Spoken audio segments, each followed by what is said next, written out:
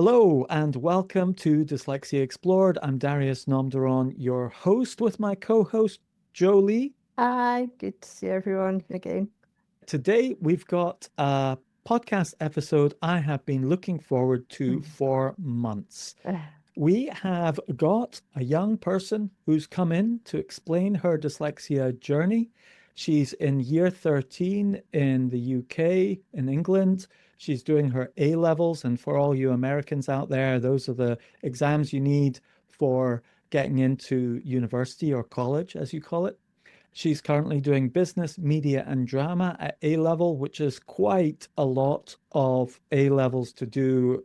She's really passionate about horses and music, a very gifted, very, very talented musician in the violin and also flute, I believe, and is just about to be applying for university to do music and equine massage, hopefully at the same time, which I think is a little bit too much.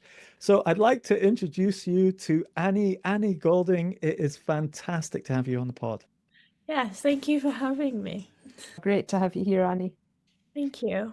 Well, we should also tell the listeners that we have been working together for the last 6 years, I think, in terms of mind mapping and dyslexia and all your different challenges you've been through over the years. And Yeah.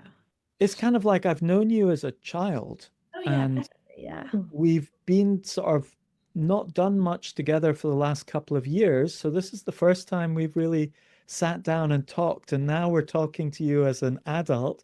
So it's really great to just hear your dyslexia story from your perspective, because sometimes you hear a child's dyslexia story from the parent's perspective. Yeah. And you've actually, I think we've got a podcast from quite a few years ago where Denise, your mum, came on and talked about.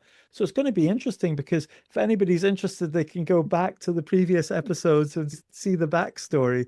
But now this is you talking about your story. So I'm really looking forward to hearing it from your perspective. Yeah.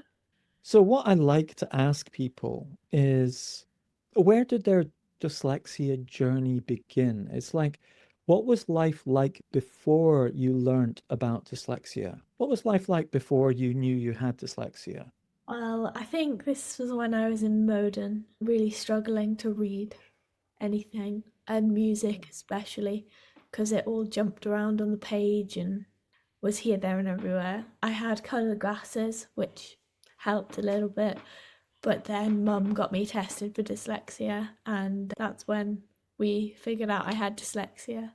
And then we came to one of your meetings in person, and that was the first time I started my mapping from then, I believe. How old I- were you? Were you 10 or 12? How old were you at that I think point? I was 10, Yeah. And how old are you now? Are you 18? nearly 19. 19. Wow. Now, if I remember correctly, you and your mum drove quite a distance to come to that meeting as well. That has to be the award for the biggest journey to, Yeah. because you came up from sort of middle of England up to Newcastle. Edinburgh, didn't you? Newcastle, yeah. Or to, yeah, Well, past with like Hexham, so yeah, up to Edinburgh. So So you drove, well, so this was an evening meeting where I was talking about dyslexia and mind mapping to people in the Edinburgh area. And you and your mum drove up, and then you went to the meeting, and then you stayed the night, didn't you, somewhere? yeah, And then you drove back down. yeah. Yeah. gosh, I'm really glad the meeting was helpful. And can you remember anything about that? Because I've still got the video you sent to me from the car about what it was like after it. Do you I remember can't doing that remember. video? I remember doing the video, but I can't Oh. remember what happened. You can't remember. Yeah, so your mum was talking to you in the car about what it was like after that talk. And then she stopped the car and said, "Could I just record this and send this as a video to Darius?" And you said yes, she recorded it, sent it to me, and I was like, "Oh my goodness, that's fantastic." Do you remember anything about that? Do you remember how you felt or anything like that, or is it a bit of a blank? It's a bit of a blank, I'm not gonna lie. Yeah. Well, Yeah. I can be a bit like that, where even significant offense is a bit of a blank. I think it's a bit of a dyslexia trait sometimes, you know? Yeah, I think so. Definitely. Okay, so how did you feel before you found out about dyslexia? Can you remember how you felt with all those challenges? Very overwhelmed, I think. It was really difficult. I remember. Mm. Yeah. And trying to figure out everything which came so easily to other people, but didn't to me. So it felt like I was running further than they all were. Yeah, and can you Mm. remember like a friend or anyone that you were kind of comparing yourself to, or how did you kind of see that different? I think it was we were sat in English one day, and all my friends were coming up with sentences, and they made no sense to me, but they were the most perfect English. They were really well written sentences, but made no sense to me whatsoever. You tried to create a sentence. What was it like? It didn't make any sense to anyone else, but it made complete sense to me. Oh, So I see. it was very much like, am I the odd one out here? So Mm. Yeah. yeah. What I often ask people is, what is the wake-up call? What kind of woke you and your mum up to the fact that you might have dyslexia? I think it was more mum because I don't really remember the whole finding out of I had Mm. dyslexia. I think it was more just mum saw how difficult things were for me at school. But in English homework that should take 10 minutes took me like an hour. Mm. It was I think now I look back, it was very obvious that something wasn't quite right there. Mm. But yeah. And hindsight's always a wonderful thing, isn't it? Yeah. It's sort of you can look back with what you know now, but when you're right in the middle of it, it's so easy because I know our two children have dyslexia, and you think, well, is it because they're tired? Is it because of this? And you try and go through all the really obvious things. So yeah, it can be hard to see it in the moment. Yeah. I think, and also I was also really tired all the time. Mm. That was another big thing. Tired, just couldn't be bothered to do anything. Mm. And do you think that was just the exertion of just running so hard to just keep pace with everybody else who it felt like they were walking and you were having to run a marathon? Yeah, definitely. So energy level, was it kind of like you haven't enough energy for the day, but when you came home and had to do homework and so, when did the tiredness hit you? Yeah, like as soon as I got home or in the car, I'd just be like, I can't be bothered. Do it like playing violin sometimes was, I don't want to. I'm too tired. Mm. Tell us a bit about music and the violin. So were you playing music at the time? Yes, I was doing most of my learning by ear though. I only really started learning to read music 7 years ago, maybe. Mm. So quite late on in my musical life, because I went through a way called Suzuki, which you learn all your music by ear. So I have a very good ear in music, which is really helpful, but it's also a really big cheat in me because I'm deputy and leader of my orchestra, and everybody is struggling to find the position if it's right up the way in the violin, and I just play it. And they're like, how do you do it? And I'm like, I don't know. I hear the notes and then I'm just like, oh yeah, it's here. And I think that's also something to do with dyslexia, is you're very imaginative. Mm. So when I play, other people say they see the notes, like the actual note names, but I see the fingerings on the violin and where it's placed. So I kind of see myself from a bird's eye view of playing Mm. violin. So it's quite helpful in a way. Yeah. And So to you're give almost the visualizing the music. You're almost you're sort of translating the sound of the music into the visual act of playing the violin. Yeah, exactly. Wow. yes, to give the listeners a flavor of, you don't just play a bit of music or play a bit of violin. You are really, really good, aren't you? And so when you were 10, what grade were you, would you say, in music, roughly? When I was 10, that's when I joined my orchestra, so maybe grade 4. Grade 4 at age Wow. 10. I was That- crying my eyes out at 9 years old because I couldn't pass my grade 1 piano exam. You know, I remember walking out of the grade 1 piano exam because I found it so hard with the music notation. Okay, so grade 4. What grade are you now? Grade 8. Grade 8. So There's it's only the 8 best. grades. It's only 8 grades, so it's the best you can Oh, be. the best, top grade. I Yeah. don't know that. Thank you for Yeah. telling me that, Joe. And you got a music scholarship to one of your schools as well, didn't you? A private school because of how good you were at music? Yeah, full scholarship. Full scholarship. Wow. How old were you at that point? 12 or something? Something like that, yeah. Yeah. Okay. So you've got a music scholarship and great. So we've got the context of how good you were at music. So how did you find out about dyslexia? Did you tell us the story about how you discovered you were dyslexic? I can't really remember. Mum knows more than I do. I was quite young to remember. Well, that's absolutely fine. And do you know what? Sometimes, Annie, to be honest, when things are quite emotional and painful, you can block it out from your memory. We were just doing a podcast with a guy who said, I can hardly remember anything from school because I think my brain has just blocked out the pain. Is that how you sometimes maybe feel? Yeah, definitely. Yeah. And I think the other thing as well is, especially when you're younger, you haven't got a frame of reference.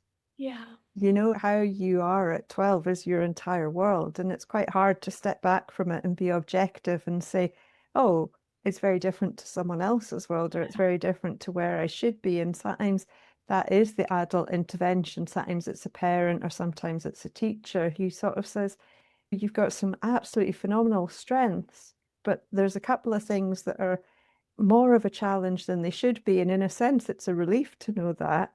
But in a sense, it's sort of like, oh, I don't really know what to do with that either. So it does make, I think if I was to ask both of our daughters, at what point do you remember having dyslexia? I'd probably be like, when you told me I had dyslexia.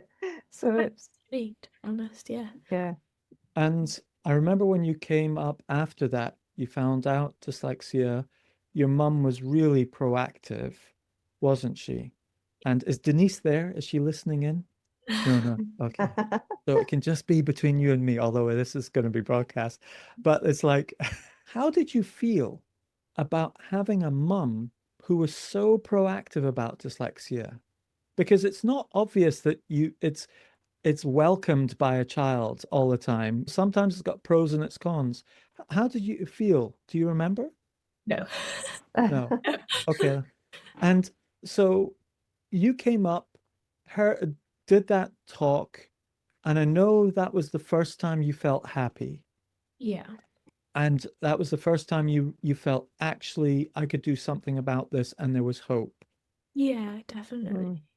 I think just the relief of realizing that I wasn't on my own. There's more people who have dyslexia, and then it's not something to be scared of.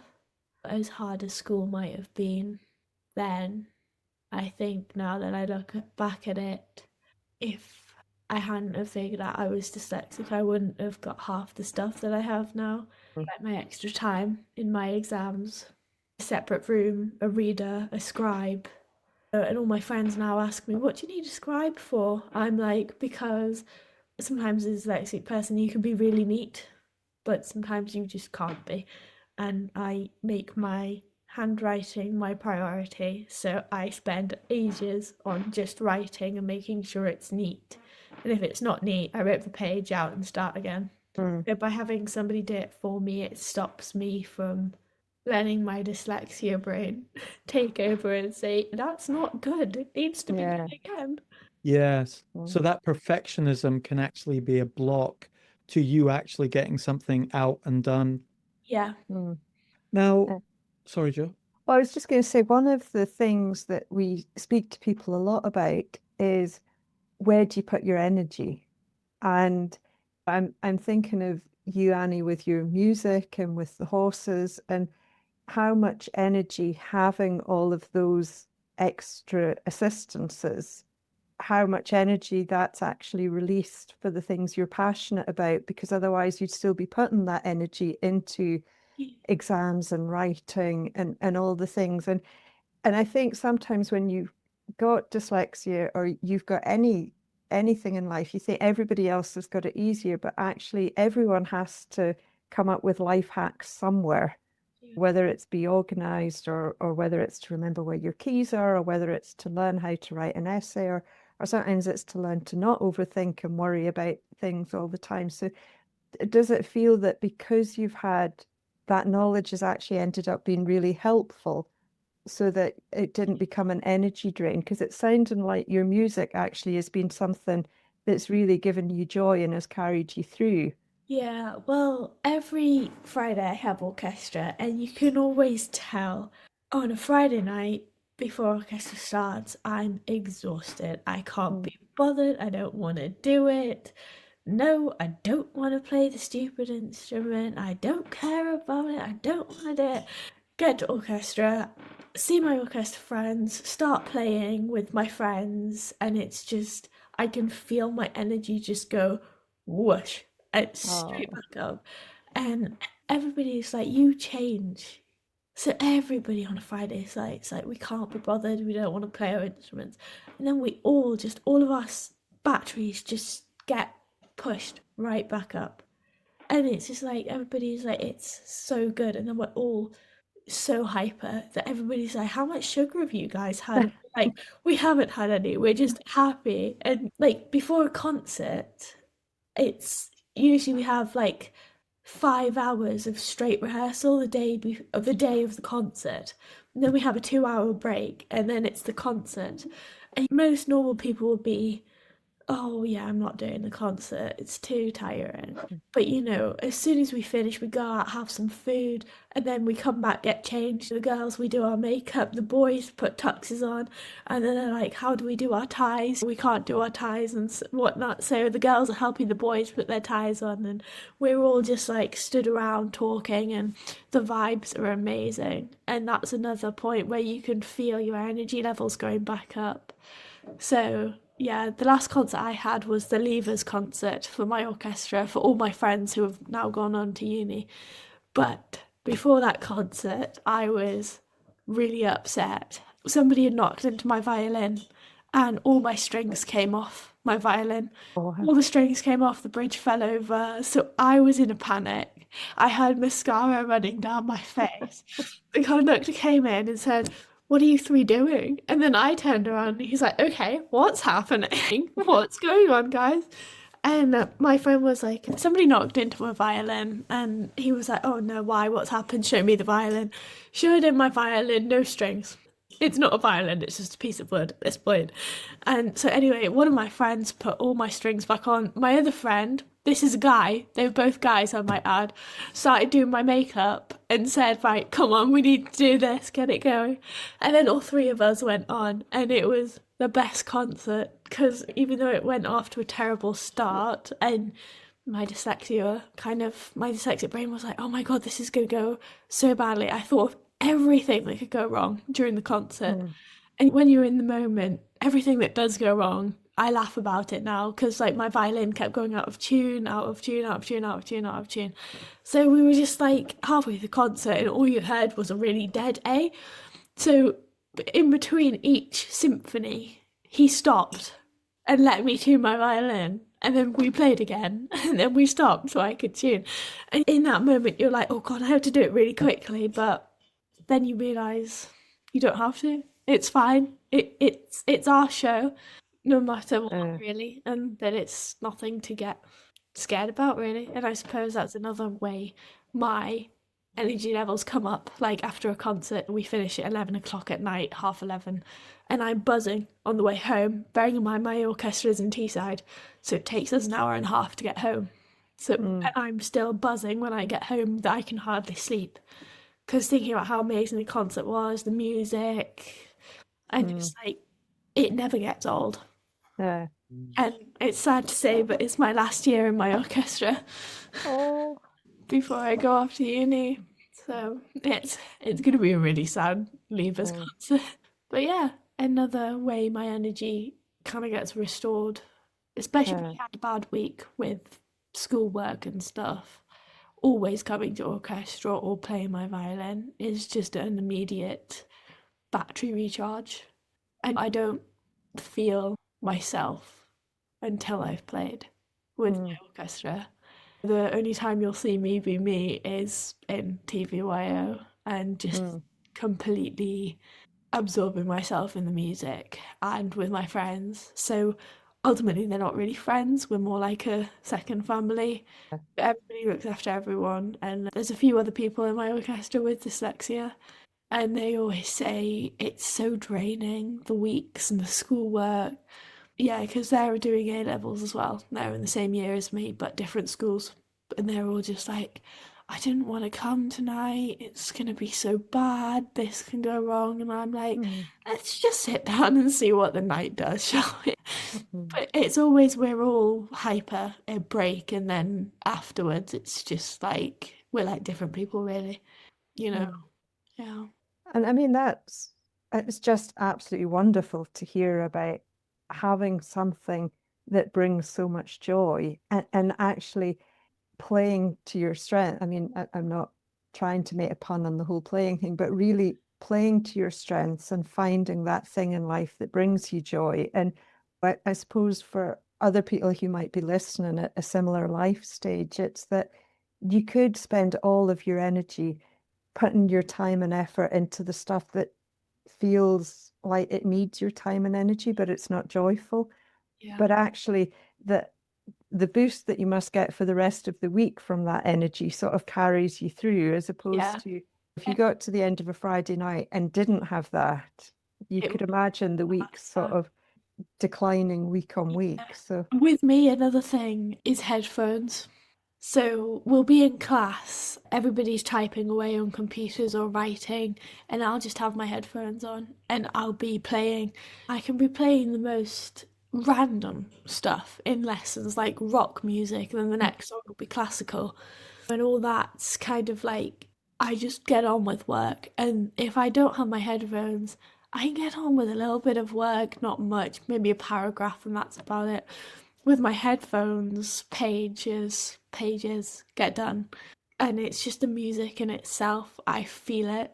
And it's like my pulse goes with the beat or whatever. And it just brings me to focus. So my friends will be talking to me and I can't hear them, which is a good thing because I can then crack on with my work. Or sometimes it'll be like, what's the question? I don't know what we're meant to be doing. They take my headphone off and I'm just like, what do you want? You know, and they're like, okay, we'll just not mess with her. She needs to work. But yeah, definitely music is a massive thing for me, not just emotionally, but in school as well. Did you have to get a special permission to put the headphones on? No, we're in sixth form. We're allowed to listen to music in lessons. Oh, okay. It's a general allowance. Got you. Yeah. Great. Most people do it because they're sick of hearing the teacher's voice, but I do it so I don't hear my friends talking. Fantastic. So it's kind of like the music keeps you in the flow. Yeah, It's like the music is like a river that carries you. yeah, and people are always questioning about like, why is your playlist so widely ranged? And I'm just like, don't know, really. There's classical, heavy metal, rock, and all kinds. To some people that would just be distracting, but for me, it's just a way of. Yeah. My friends and I just had a reunion a few days ago from university. We shared a flat together. We lived on the Royal Mile, just beside the castle, on the actual Royal Mile on Jolly's Close. So we revisited it. And while we were talking about music and so on that we really loved at the time, they were saying that their children knew more about the 1980s music than they did. So I'd love to hear what are your favorite kind of, decades of music? Do you have any favorites? I more have favourite composers. Right. Because obviously playing the violin and flute, you kind of get to know some of the composers. So I like Bach, Beethoven, Shostakovich, and Tchaikovsky. Everybody's like, but they're so bad. And I'm like, they're not. For you, they Why are might they be. so bad? I don't know my classical music. Explain it to me.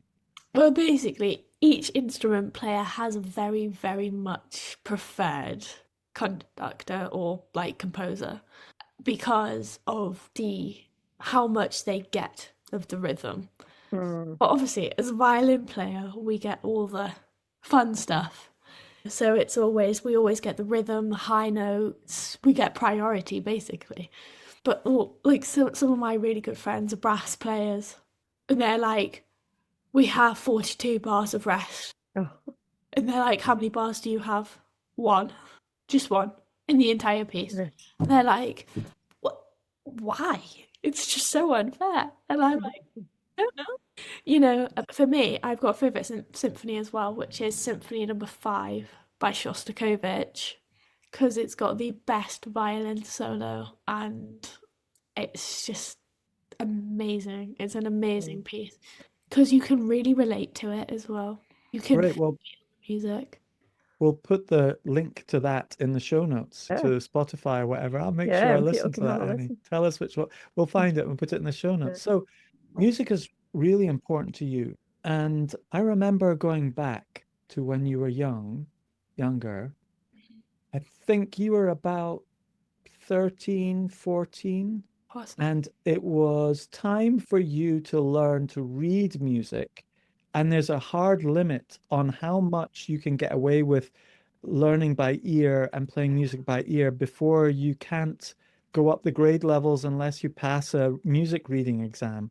And Yeah. that was something that really hit you Yeah. like you were flying along with music and it was like hitting a brick wall. Can you Yeah. tell us what that was like? Do you remember what that was like? Not really. No, I can't really remember. But I remember something like going through a time like that, but I can't remember what happened. What Ah, what wow, what sort of fascinating. unlocked it for you to be able to read music? To be honest, my desk partner, was he was 18 at the time, so he's 4 years older than me. And he always was just like, you can do it, Annie, you can do it, come on, like really supportive. And he always played stuff first, and then I copied it. And then he was like, right, now tell me what notes you're playing as you play it. So I started doing that.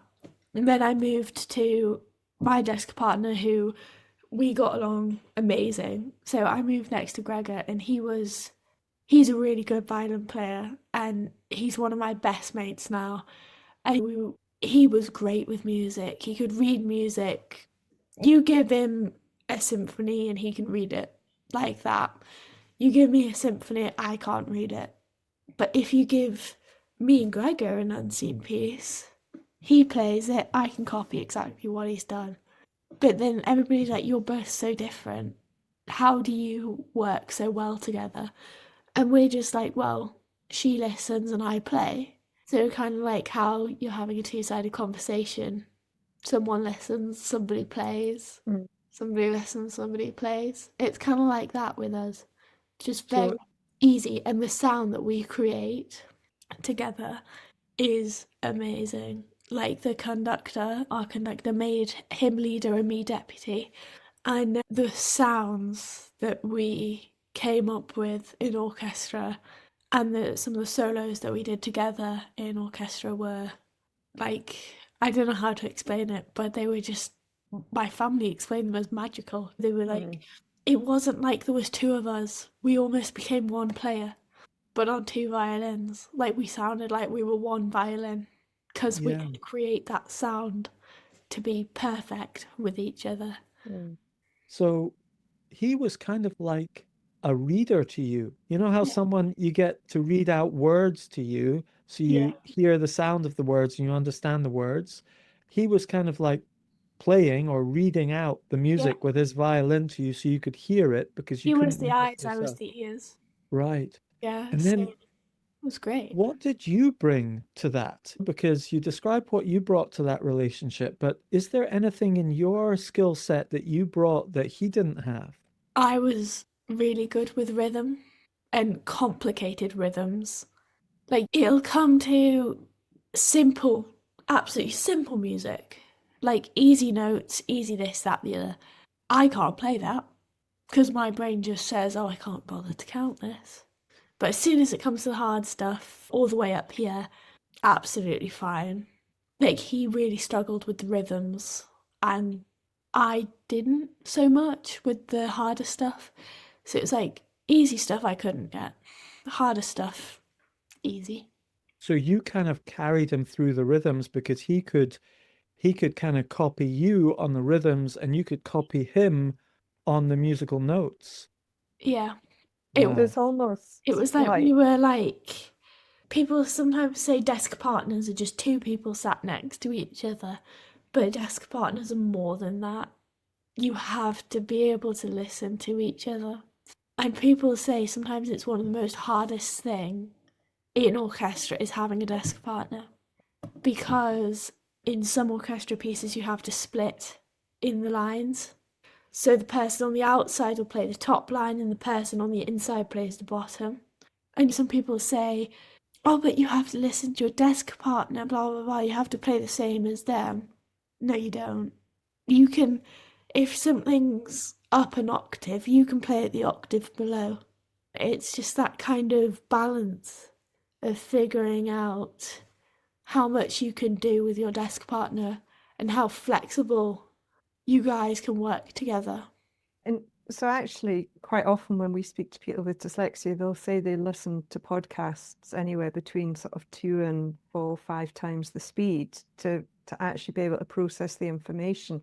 It's almost like that you're much better with the more complex music because then your brain really engages. And so actually your dyslexia is bringing a strength to that partnership. So your partner can translate the notes, can read them out to you, sort of play them out to you almost, but then your dyslexia is bringing a contribution there and being able to play the rhythms and understand the rhythms and feedback. And I think that's really important for people to sort of grasp, in a sense, that there can be a temptation sometimes to feel like, oh, I've got dyslexia, I need all the help. But actually, there's a really strong and unique contribution that your dyslexia enables you to bring to a partnership and to a dynamic that actually it would be less than without that there. Yeah, and I think with me, another thing is the music. Well, I can now read music because I've had those two amazing desk partners who have helped me learn how to read it properly and not just skip over stuff like you would when reading. And I think with my dyslexia, it's almost like a record player. I can now see those notes in my head and sometimes not have to read the music, so I can just play it in my head. So now do you almost see the music script in your head, like the sheet music? Yeah. Do you see it as notes on the lines, or like did you say you saw it as the fingering? How do you actually see it? It completely depends. So like the day that I was on the news playing my violin at my friend's memorial service, I was seeing all of the fingerings, the actual fingerings in my head. But then when I went to orchestra that night, I was just seeing the notes. And sometimes under some of the harder ones was the fingerings underneath. So it was more like I had both. Okay. So in a more And stressful did you see it? situation, Do you see it like a computer game? You know how you sometimes get like Guitar Hero, or I don't know, these kind of music games where it's flowing past you and you have to ding, ding, ding. Is it a bit like that? Yeah. Is it going sideways or is it coming towards you, or how does it work? Going sideways. It's like a ticker tape. So which direction is it going, from left to right or right to left? What is it always? How you would read it. So how you would read it, of course, that's left to right. Yeah. Got you. Yes. Okay. And does it then go down again, or does it just keep going as a big long line? Keeps going till the end. Okay.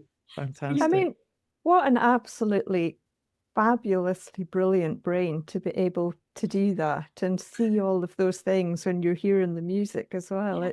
I'm sure it feels almost second nature to you, but that's just brilliant. I tell my that's friends, happening. that's amazing. They're like, how? And I'm like, I don't know. And I remember teaching you how to read notes. and how to measure out the size of the notes. And I'm no expert, but you had been taught by a number of different people how to read for about 2 years and still hadn't passed. Is it grade 5 where you need to do your first? Yeah. Hmm. And It's so like you were playing at like grade 6 or 7 or something, but you still couldn't pass your grade 5. Which one was it that you have to do the reading of the notes? Yeah, grade 5. For to do grade 8 violin, you have to pass your grade 5 theory. Ah, that's what it was. So you could get up to the grade 8 in terms of the practical, but Yeah. you couldn't get the grade 8 because you hadn't passed grade 5 in theory. And I No. think you were like at grade 2 in theory or something like that. So there was this huge disparity. You could play at grade 8, but you could only read like at beginner level, if that. Yeah, now I'm reading stuff that's way too complicated. So can you read now at a grade 8 level, or would you say you're lower? Grade now. Fantastic. I mean, I remember there are so many people who don't realize that dyslexia actually affects musicality as well. And this is a perfect example, Annie, of how you can play music but not read it. You can also compose music but not be able to write the composition down. Just like with writing, you can tell a story but you can't necessarily write it.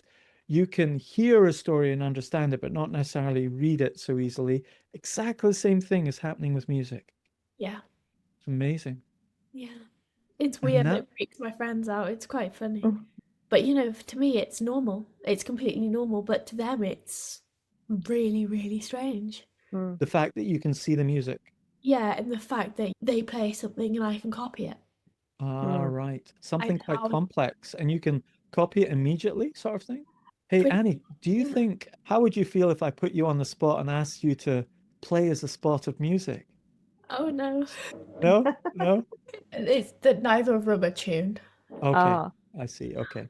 No, And But actually, it's the sort of complete representation of a very visual thinker, isn't it? We yeah, talk about dyslexia and visual thinking sort of going hand in hand, but that really is the ultimate visual thinking, isn't it? And we often think people are reading something, but actually would process it visually as in images, but actually it's in every aspect of life. So music, which people would think of as being auditory or sound, you're still visualizing that and making a visual representation and then being able to play the music. So it's yeah, I fantastic. remember vaguely, maybe remember more, but when I said to Denise, look, we need to stop this understanding notes and just doing the old-fashioned way of reading notes and repeating notes and marking the paper and so on.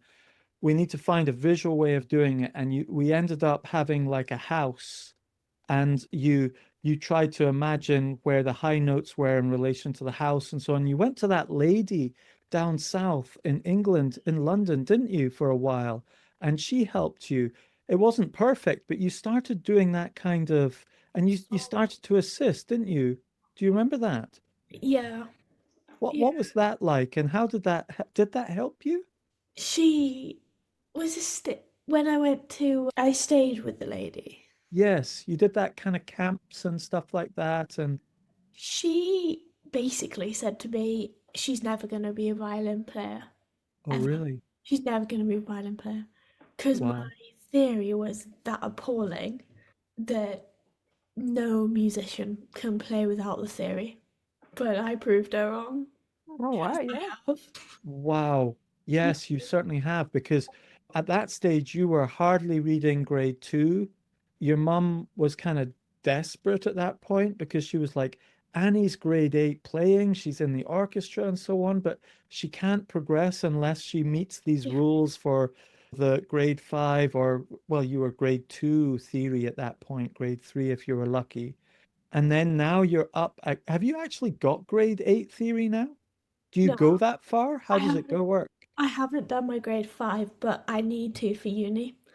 So Oh, it's like I'm learning it, but it's so much easier. Okay, Like I'm flying through it.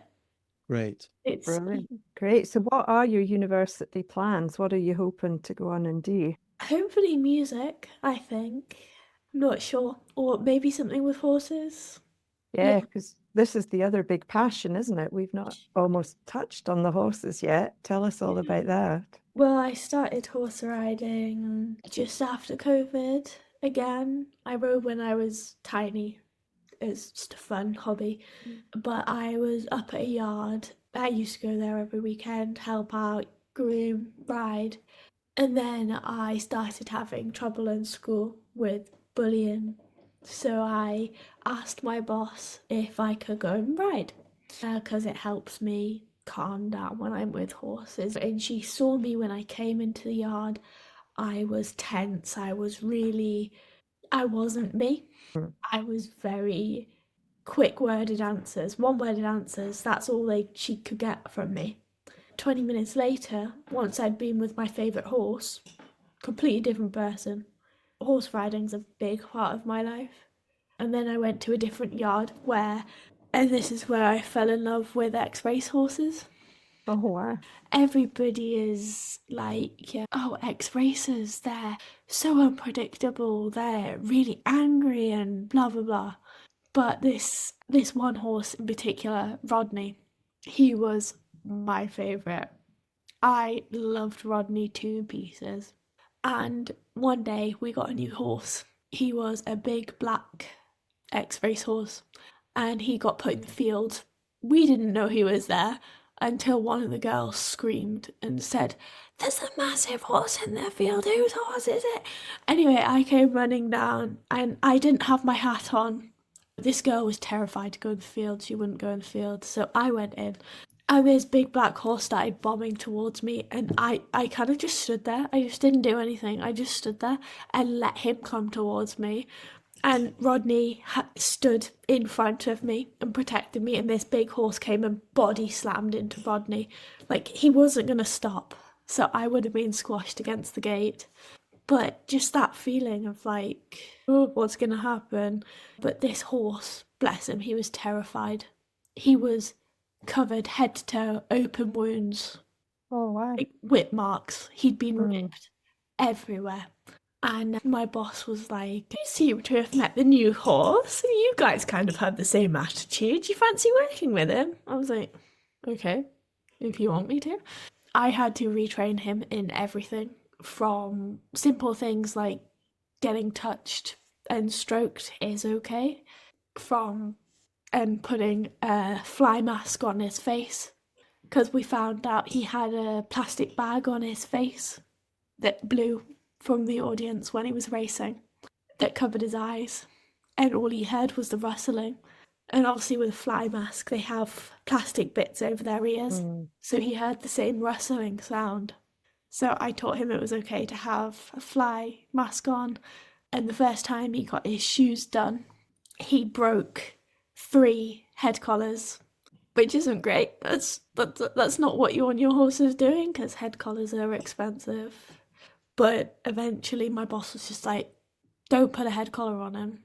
Just get Annie to stand next to him." He stood perfectly fine when I was stood next to him. But anybody else that went near him, he'd kick off.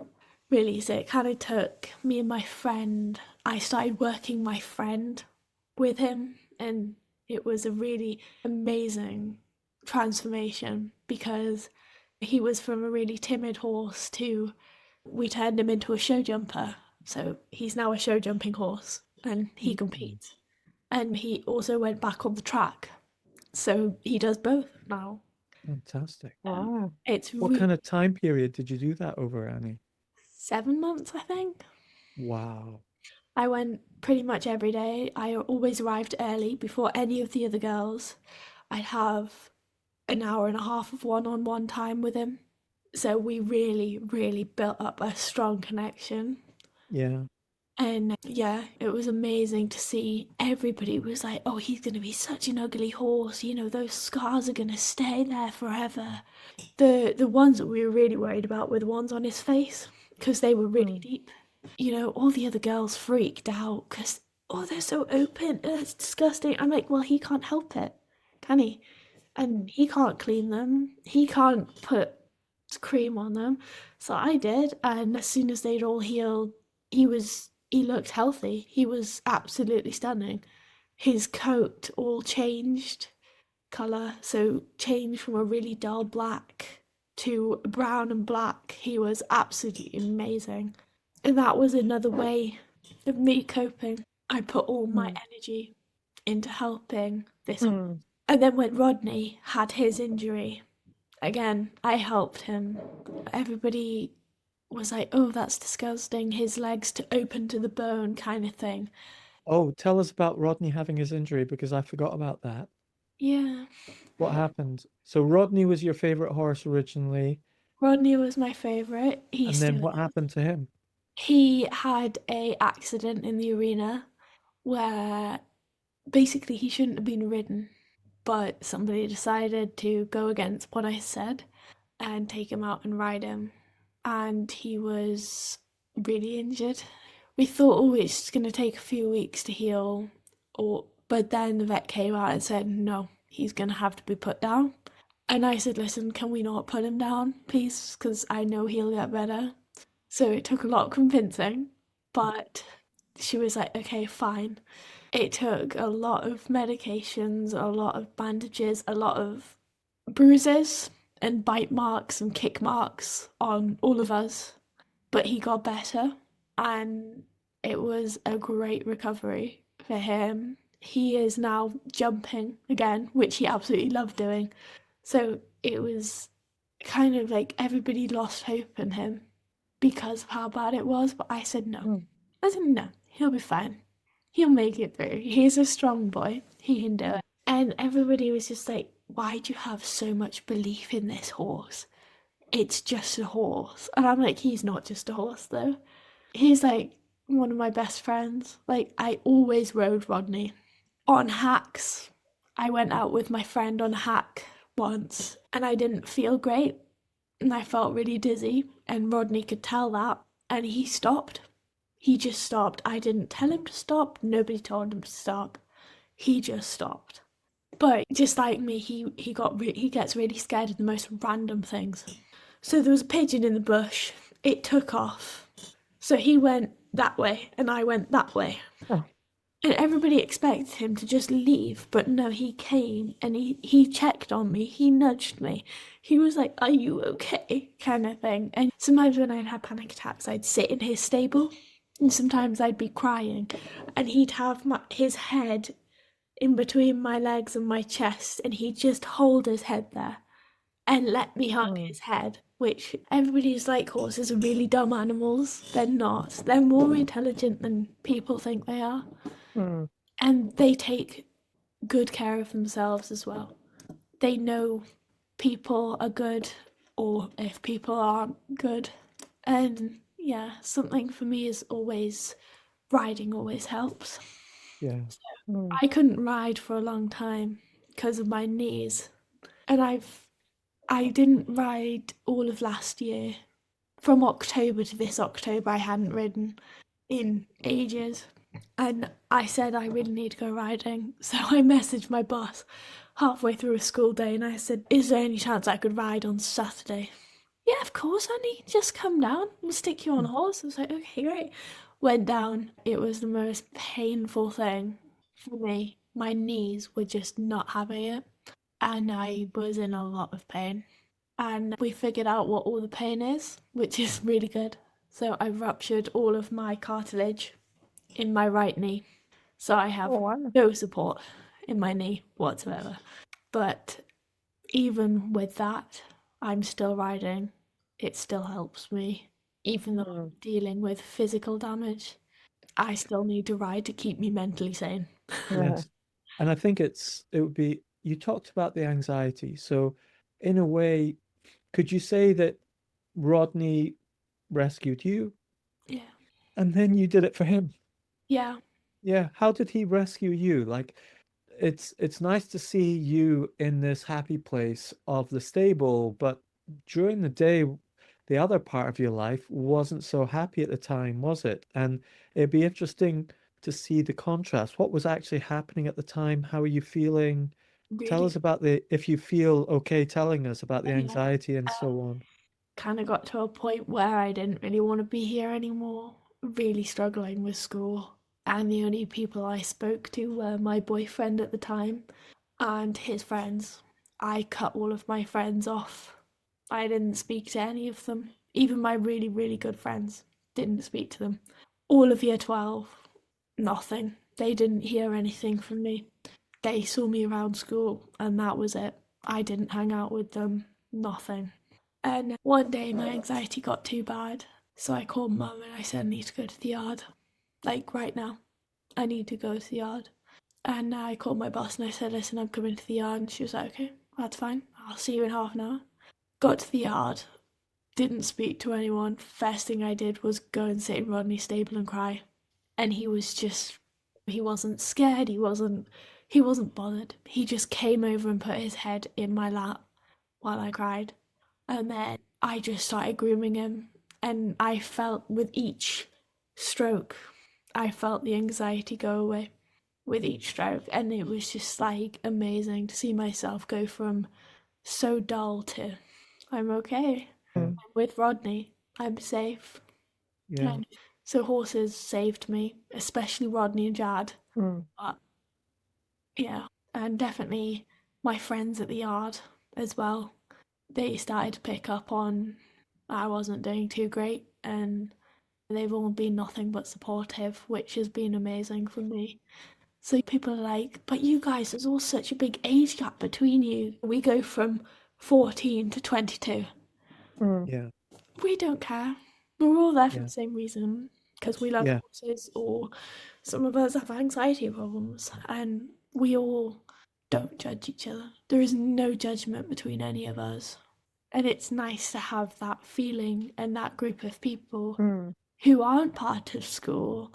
They're not part of your friendship group. They're not part of my orchestra. It's a completely separate friendship group. And people always say, well, surely there's some gut people that are still in charge in case the boss isn't there. Yeah, there is. Me and my friend, we're the oldest. We take charge. But do we boss the other girls around and show there's a big level of difference? No. We sit down as a group and say, these horses need to be mucked out, this one needs riding, this one needs turning out, we need this one bringing in. Who wants to do it? We never say, right, you're doing this, you're doing that. We always help each other. Sometimes it'll be one of the girls having a bad day, so we'll say, you want to stay up in the yard, or do you want to go down and get a horse and bring them up and groom? We don't mind. You can you can go get a horse out the field and bring him up or her up and just have a bit of pony time. We don't mind. That's fine. Just take a stable and do it. Some of us do that. Some of us have preferences in horses. Some of the girls are too tall to ride ponies, but they much prefer grooming ponies. But some of us, like me, we prefer our bigger horses. So me and my friend, we had 3 horses responsibly between us, and they were all ex-race horses. And we had different feelings for each of them. We had our favourite, not so much, and then the one that we hated the most, but we still loved her. And we only hated her because she was a mare, and she kept biting us and kicking us. That's why we didn't like her. But you know, when we were on her back and riding her, she was amazing. You wouldn't even notice that she was a sassy mare until you got off, and then she tried to bite you. And then there was Rodney, for me. He was like my other half. I was set when I was on him. On hacks, I'd get off to do gates, and he's quite a long way down, and he's quite a long way back up, because he's 17 and a half hands, so that's pretty big. So I'd always struggle to get on and off, but he always knew that. So he always turned himself to the gate so that I could climb onto the gate and then get on him, so that I never had to jump from the ground. Even though I can do it, I can get up from the ground. He just knew it was easier for me. And everybody's like, but they can't know. I'm like, they can. It's just like how we know stuff about them.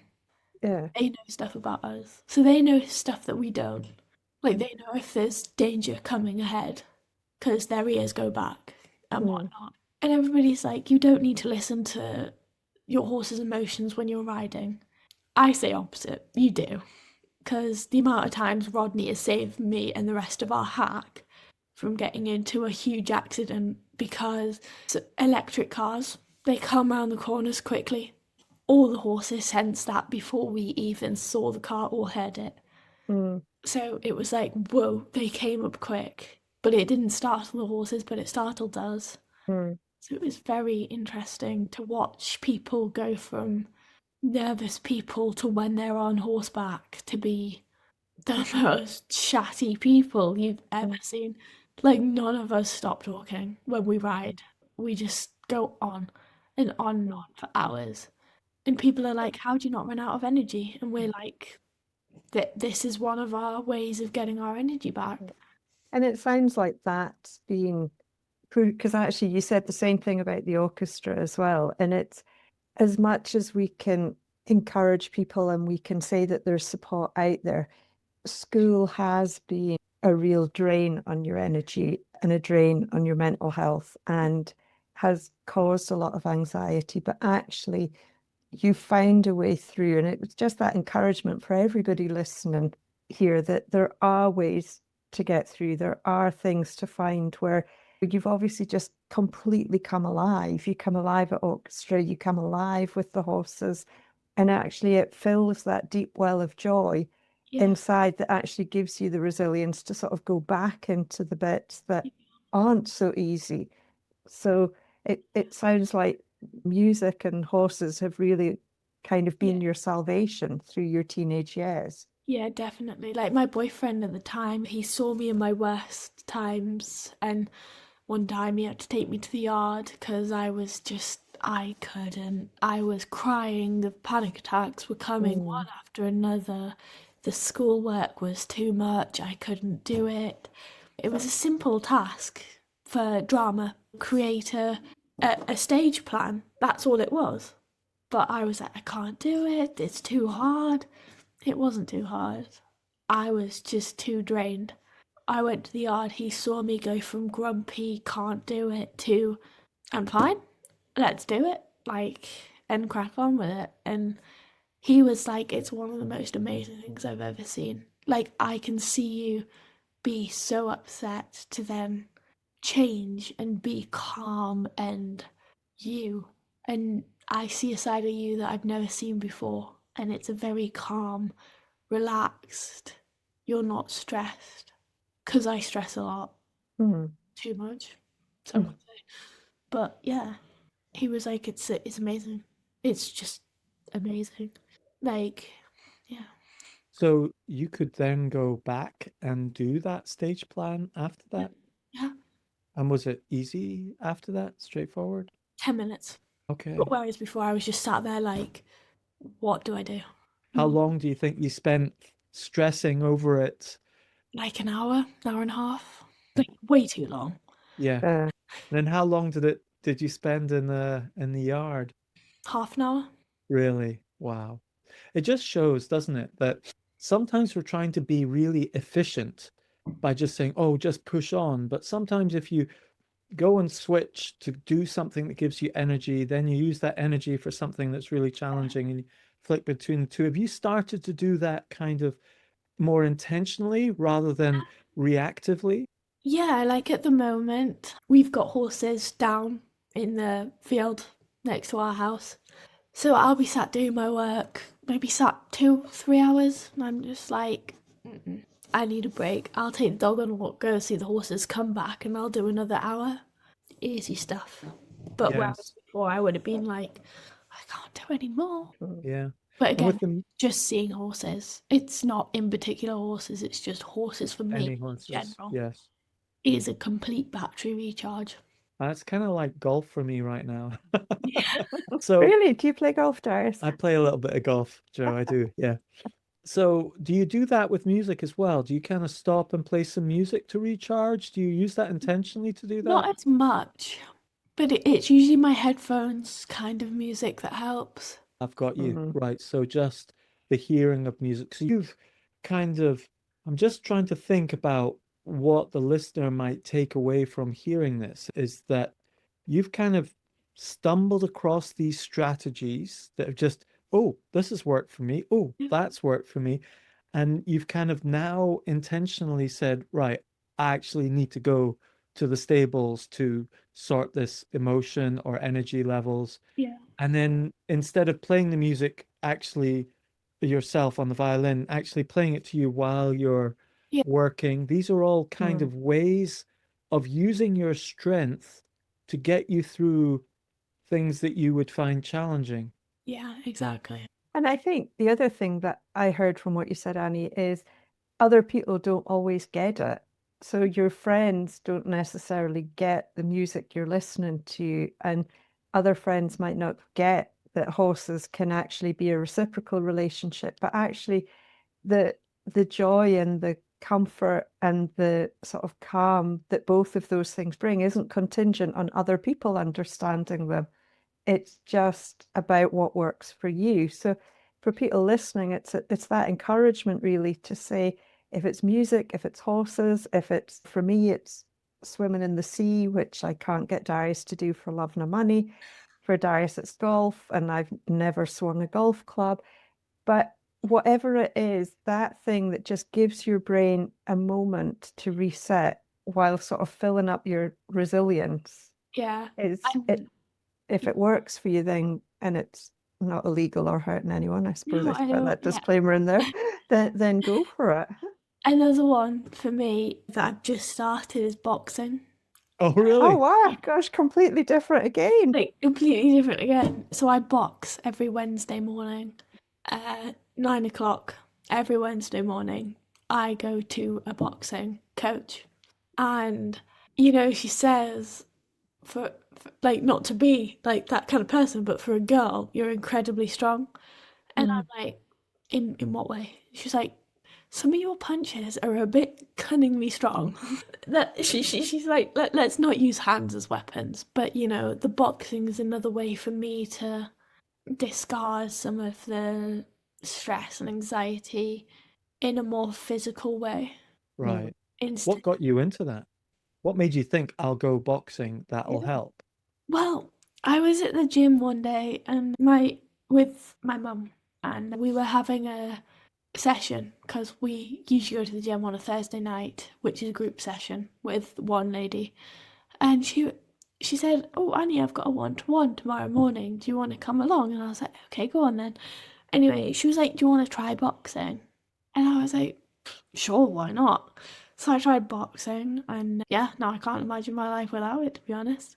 Wow. And how did you feel when you first started doing it Oh, it in was that great. first session? What was it like? It was just amazing. Like the relief you get from it. But everybody's like, "Yeah, but your hands." And I'm like, "Well, I had boxing gloves on, but I don't go easy." So, yeah, Wow, that's great. like my trainer, she had pads on. She had like the big pads on, and yet her wrists and her whole hands were bright red Oh wow. because I was punching that hard. And Were you thinking about something or someone, or were you kind of like, definitely thinking about someone, but oh, really? yeah, definitely. But Okay. she's just like, it's amazing to see me. I can Oh. come so tense, and then I'll do some weights to get warm. Uh-huh. And now all my friends are like, "You're so strong." Like, I've got a whole friendship group of boys. They're all boys in my friendship group. I don't tend to hang out with girls that much. I don't like them. I hang out with guys because they're more fun. And they do weird stuff because all my friends are weird, and so am I. But all the girls in my school are very into makeup and nails and posh sports like polo and stuff like that. But I'm not. I'm into boxing and horse riding aggressively. So it's like, yeah, my friends are very, they've seen me change from in year 11 being really quiet, don't talk to many people, to year 12 being anxious, hardly going to school, to year 13 being somebody who goes to every single one of their lessons, helps their friends. Some of my friends are now really struggling with mental health and anxiety, and they're boys. They don't like telling people. But I'm just like, guys, it's normal. It's a human reaction. You're allowed to have bad days. And they're like, yeah, but it hasn't been a bad day. It's been a bad week. I'm like, next week's a new week. Go home at the weekend. Do something fun on Saturday. Do your homework on Sunday, either in the morning or the afternoon. And then do something when you're not doing your homework. Don't just sit on your PCs and do nothing. And now one of my friends who was struggling a few weeks ago, he stopped playing games on his PC altogether. He's like, it was my PC that was bringing me down. I spent too long on my PC. I was like, how long did you spend on it? He'd spent every day, like the whole weekend on his PC. He didn't go to bed at all. He stayed up, and I was like, that's where your problem is. So he's now amazing. He does maths, further maths, and DT, and physics, and I'm just like, what? And he was failing all of them. Now, Right. A stars, everything, in all of them, across all subjects. And he's like, Annie, that's not because I'm going to bed. It's because you helped me see that there was something wrong and that I wasn't doing something to recharge. So like now he goes climbing every weekend to recharge. What kind of climbing? Like rock climbing or walking? Yeah. Rock climbing, and he loves it. And now he recharges. So it's like me, you see a dead person on Friday, but then Monday, I'm ready for a week. Let's start this week and rock it. Kind of thing. So it's not just me who finds ways to deal with it. My friends as well also have started, which is really nice to see. So, Wow, I didn't think this conversation would go here. I didn't know where this conversation would go. And that recharge question from Joe right at the beginning, it's just led to unlocking all of this insight for us. It's been fantastic to hear. It's amazing. You got any other interesting questions, Joe, that unlock another? Well, I think I'm super aware Annie's actually got a mock exam tomorrow, so She does, I yeah. feel like we may have taken up more than our fair share of your pre-exam evening. But I think I would just want to encourage people, find the things that recharge you and bring you life. Because Annie, it's been an absolute joy to hear your story. And obviously, because we have known you and your mum for a while, we've known the highs and the lows. And you've touched on it yourself. The lows have been really low, but actually you find ways to make the lows less low, but the highs much higher, and actually find that joy. And it's that encouragement that for all of us, there's going to be seasons in life, or there's going to be things in life that are tough. But if we can be really intentional about chasing the joy and finding the things that lift us and recharge us. I love that your friends now are intentionally recharging at the weekends. Then actually it's transformative. So thank you so much for sharing your story so honestly. And I just want to come and meet like Rodney the horse now. I have a lot of days where I would quite happily sit in the stable with Rodney. yeah. Are there photos of Rodney on the internet that we can add into the show notes so listeners can see him? Or I've got photos of me and Rodney that got professionally taken. So that's great. Can we add them? Is that Or we'll put it into the podcast photo, shall we? You and Rodney can be. That would be lovely. That would be lovely. Should we do that? yeah. Yeah. Now, something that I haven't done for a while, but I sometimes ask guests is if you could send yourself a card back in time with a picture on the front of it and a message on the inside, back in time to a certain point in your life, what point in your life do you think you might send it to, and what do you think would be on the front of it, and what do you think the message would be? I haven't primed you on this, but any thoughts on what you might answer if I asked you that? Well, I've got two photos that could be on the front. One Okay. would be me and Rodney, or me and my friends have all got cars now. We've all got the same car, but we're all different colours. So What kind of car have you got? Polo. What kind of VW Polo got you? Right. Okay. Yeah. That's the kind I had before my last car. Brilliant. I love my car. It's my Yeah. absolute baby. But when I came to my test, I thought, I'm never going to pass it. I'm never going to pass my test. I'm not ready. Got in my test, finished my test, no faults, perfect drive. Hadn't seen a perfect drive in 5 years. Wow, well You know, done. I was just like, whoa, kind of, that's me. Brilliant. And I went out with my friends that night and went on a drive. And now all my friends can drive. So sometimes we go, like a few weeks ago, we went to the Lake District for the day. So you can imagine. Just a convoy of polos. Convoy Yeah. Polos. And there was a few minis as well. Okay. And we were just like, there was 4 of us that went, but we all had full cars. So, you know, when we got Wow. there, we all piled out of the cars, but all our cars are quite loud, some would say. So you could hear us coming. We kind of just pulled up and we were just like, hey. But, you know, one of our friends showed up late and you can hear his car. You can hear his car before you see him. Okay. And you'll be like, oh yeah, that's Sammy. Yep. Yeah. Sammy. What He's got color is 10 your minutes. car? My What car. color is your car? Black. Black. So the card, Oh. when would you send the card to in time? When I was at my lowest, probably in year 11 and 12, when I was Okay. ready to give up. Okay. So you're going to send the card to year 11, Mhm. Annie, year 11. How old are you in year 11? 16? Yeah. Okay. So you're 16. You get the card. What's on the front of the card? I don't know, the You car, can do a montage, whatever you want. I don't know, probably my car, my friends, and then me and Rodney. Yeah. Please don't fall off the wall. Okay. Yeah, don't hurt them. And what would the message be on the inside to 16-year-old Annie? Don't give up. Keep fighting. Your friends come through eventually. Because I didn't have very many friends in year 11 and 12. But now I've got a massive friendship group of 25 guys. So that's always fun. One girl with 25 guys, people think that's weird. But I'm just like, they're all like my brothers. We all take care of each other. It's just, people are just like, you've got bodyguards. It's terrifying. They're my friends. They're protective. What can I say?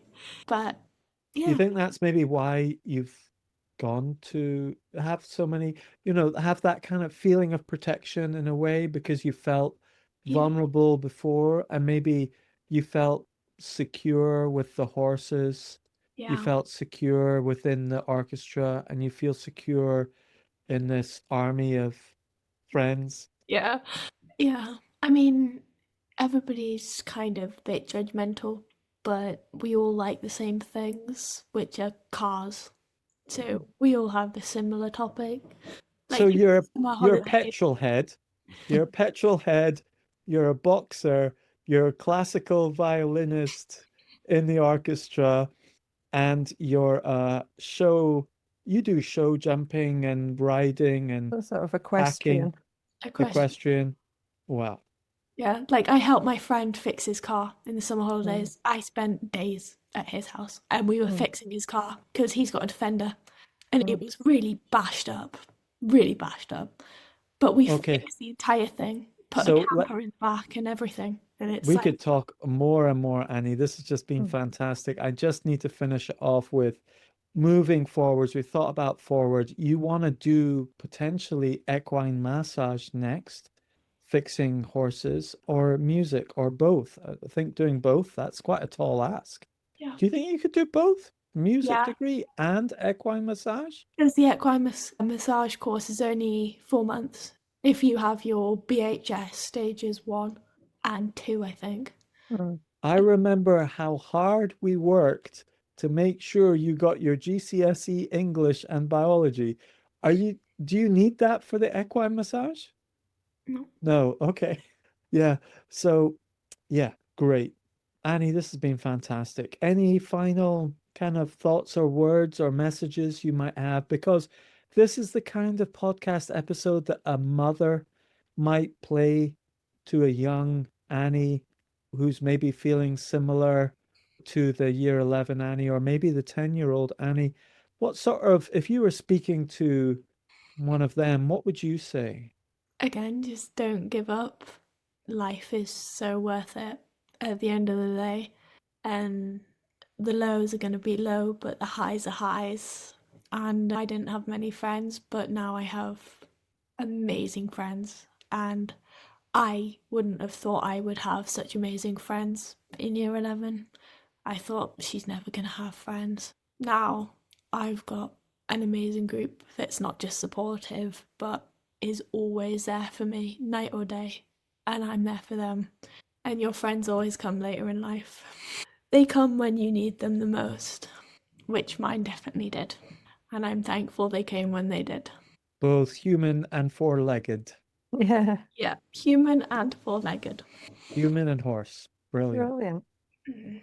So, Jo, shall we wind this up? How should we finish this off? Well, I think just a big thank you, Annie. I think you've been so open and honest about your journey, about and a life that you fought for. It's that life is hard won, and it's crafted to be something that brings you joy. I mean, we joke about it, but the violinist, the equestrian, the boxer, the petrol head, that's brilliant. That is, yeah, you've crafted something that's an exact fit. And I hope for the people listening that it gives them the courage to say, actually, what do I need in my life to bring joy? Not what it should look like, not what anyone else says it needs to look like, but what do I need? Because some people will listen to this, some people will watch it. But so for the people who are listening and not watching, Annie has just come to life when you've spoken about the things that bring you joy. And that's a delight to see. And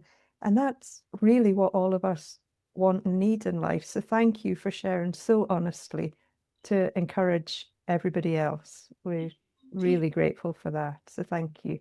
Thank you for having me. And Annie, thanks for being still among us. And I'm so proud of you. That's been 9 years now since I knew you as that little girl who came up to one dyslexia talk. And it's been tough 9 years. You've been through so much. So proud of you. Yeah. I just remember every day that when I lost my friend, she was one of my best friends. Every day, I sometimes watch the sunset and I think she's always still here with me. She's sat in all my lessons with me.